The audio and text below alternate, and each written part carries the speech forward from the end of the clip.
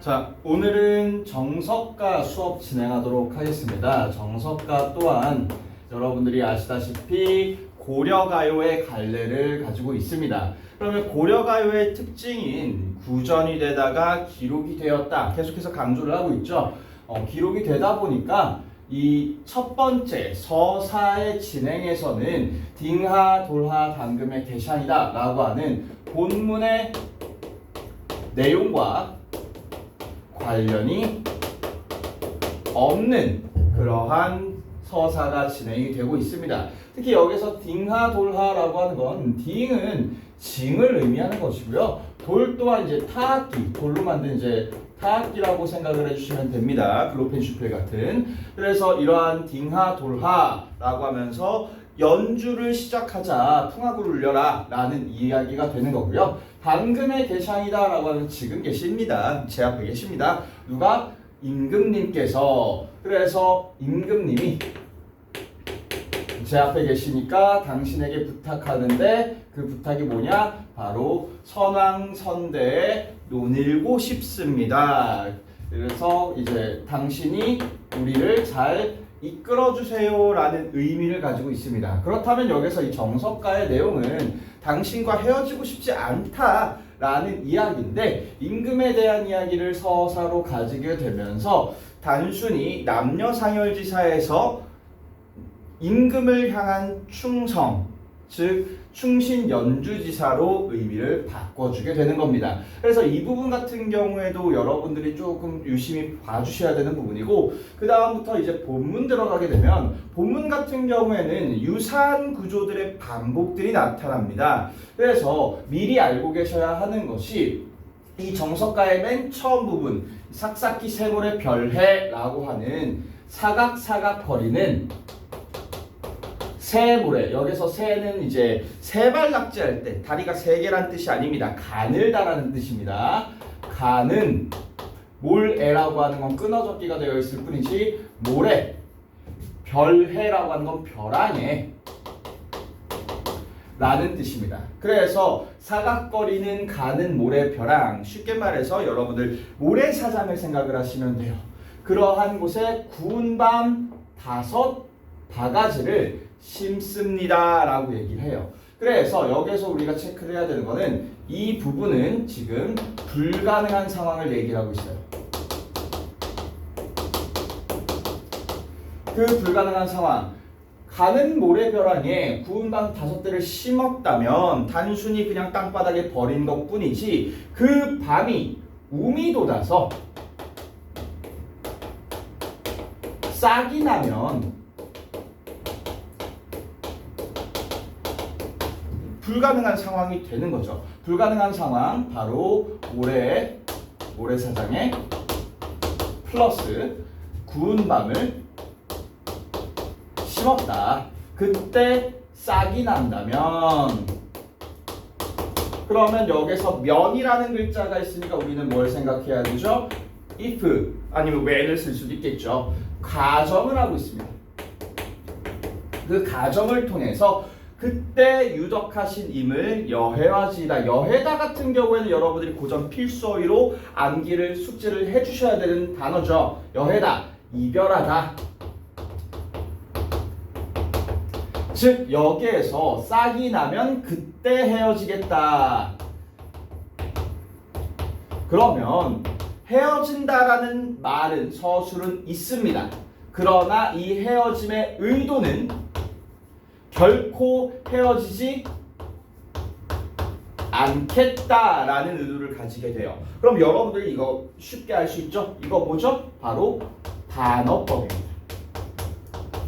이러한 반어법을 통해서 불가능한 상황을 가정하고 그때 이별한다라고 하는 반어적인 표현을 통해서 자신의 의지를 강조하고 있다라고 하는 옳은 선지가 출제될 가능성이 크겠죠. 그 다음 넘어가서 여기서 옥으로 연꽃을 사교이다 라고 하는데, 옥으로 만든 연꽃이라고 하는 건 연꽃입니다.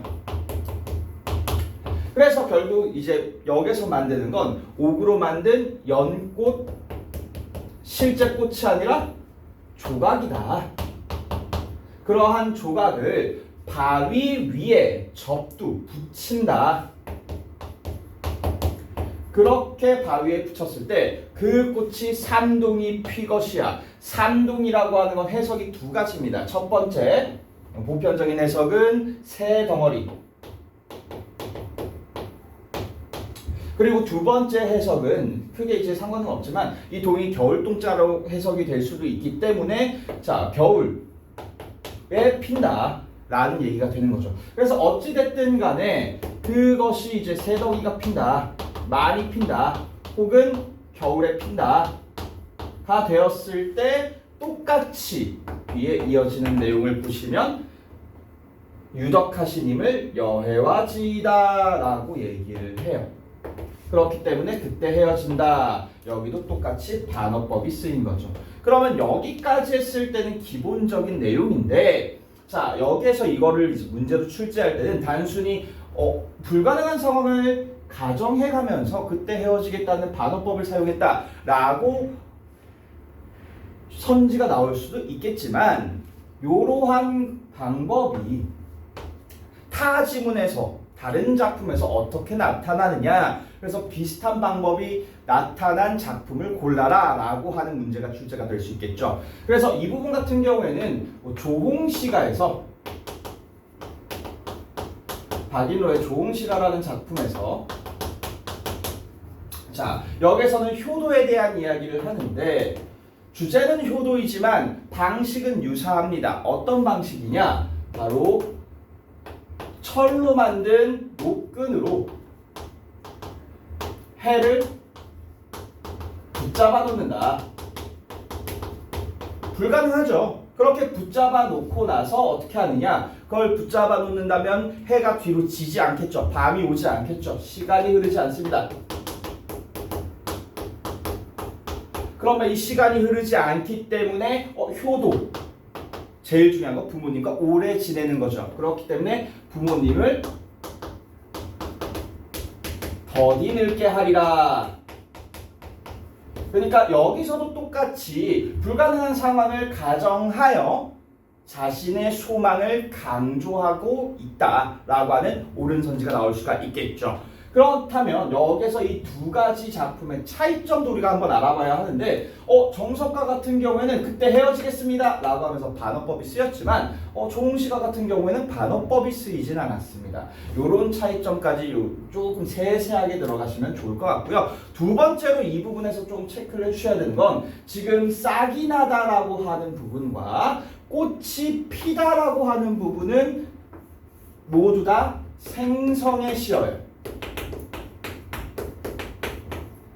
그렇지만 뒤로 넘어가게 된다면 새롭게 핀다, 만들어진다, 싹이 난다와는 다른 소멸의 시어가 나타납니다. 우리는 이제 소멸의 시어에 대해서 한번 알아보도록 하겠습니다. 자, 우선 칠판 지우고 다음으로 넘어갈게요.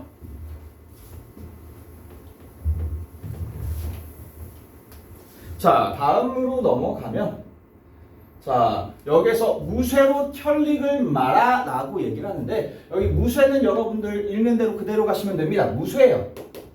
쇠로 만듭니다. 혈릭이라고 하는 건 철릭을 의미하는데 여기에서 말하는 철릭이라고 하는 건 여러분들이 사극을 보시면 무관들이 입는 천옷을 볼 수가 있어요. 한복을 막 이렇게 막 치마처럼 되어 있는 한복을 볼 수 있는데 그게 바로 철릭입니다. 무관의 옷이에요.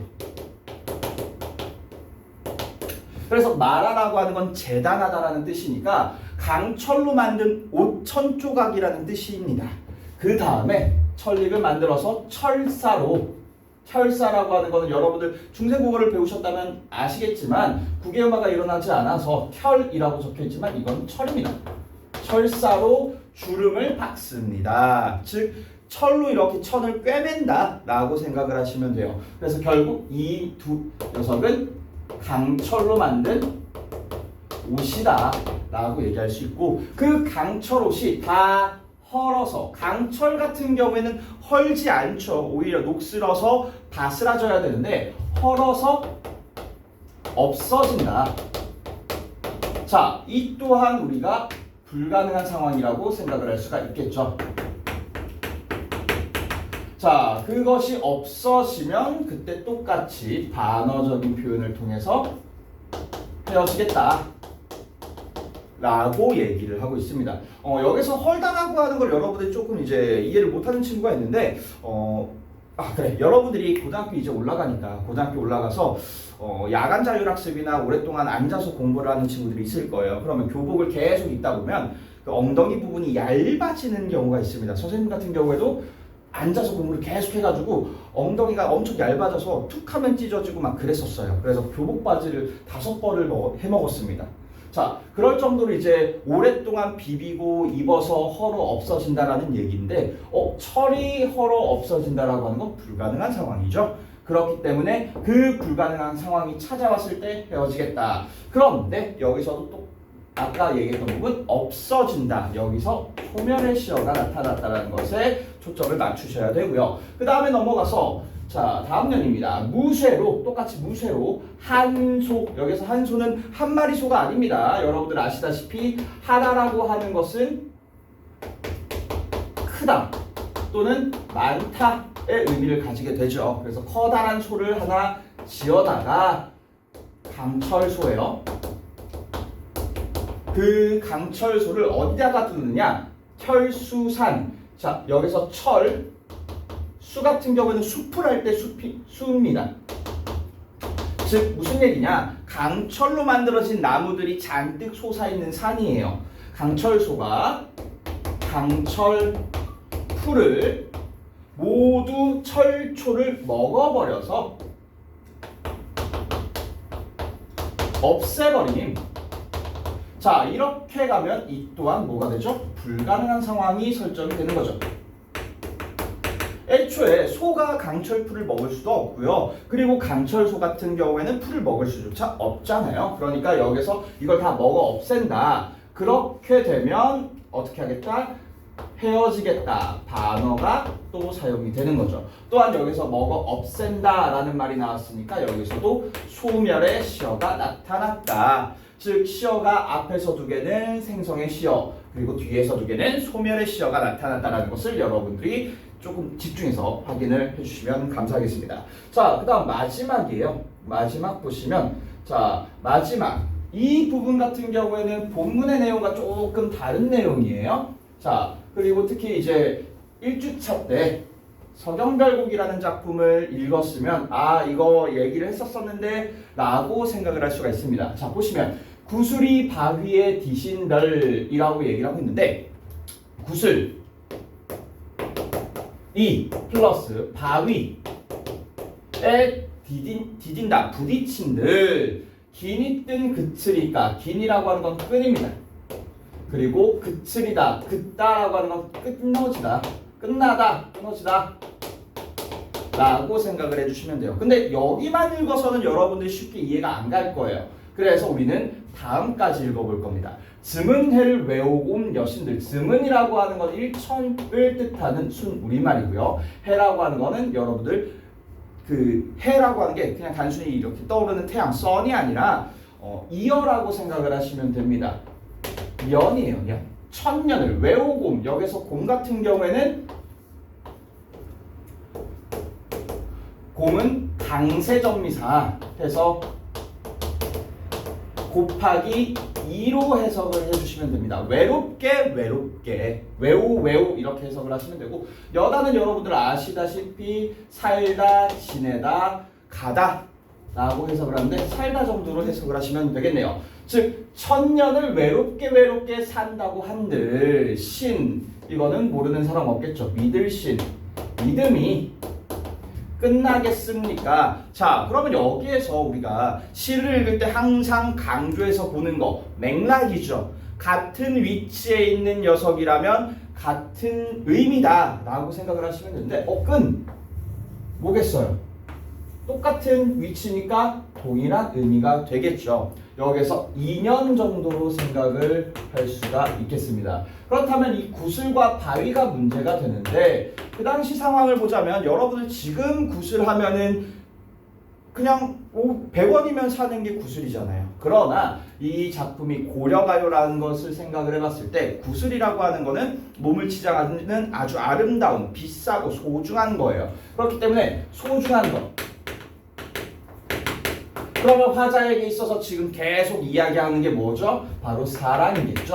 그러니까 구슬이라고 하는 건 사랑을 상징하게 될 것이고 비유적으로 사랑을 나타내는구나. 그렇다면 구슬이 바위에 부딪힌다면 깨질 위험성이 생기겠죠. 그렇기 때문에 이 사랑이 위험한 것, 즉 이별 상황을 뜻하게 됩니다.